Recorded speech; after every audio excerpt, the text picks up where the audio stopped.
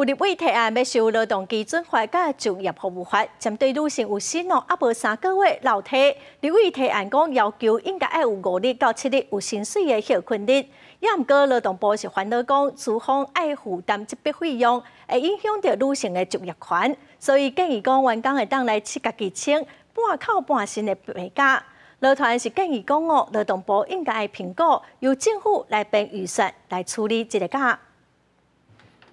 立法院卫环委员会这礼拜审查劳基法、就业服务法修法，其中立委关心产假延长的修法，提案要甲产假为目前的8礼拜延长到12礼拜，而且提案规定有薪无3个月就留去，应该要有5天至7天的有薪假，由头家来付留产假的薪水。不过劳动部认为讲提案的用意是好的，不过烦恼可能会造成对幼龄妇女就业稳定的歧视。不只是生理上，而且在心理上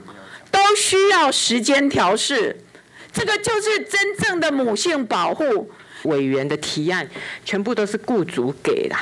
都是要雇主给。事实上，这个部分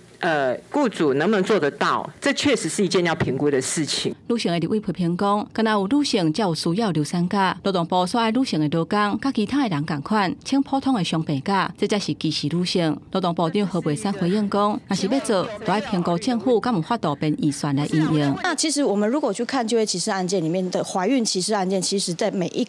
一年里面的比例都还蛮高的，原因就来自于因为它的是叫雇主来负担。那其实，在很多的国际公约里面都要求说，产假薪资其实应该是要由公共化来负担呐。长期关心女性就业议题，劳团认为讲，立委的提案拢是由头家付留产假的薪水，头家人敢有法度做会到，也要评估。不过，确实可能会致使妇女就业歧视的情形，因为应该要评估由政府编预算来应用，以公共化处理的必要性，嘛是显示政府重视妇女就业权的表现。记者综合报道。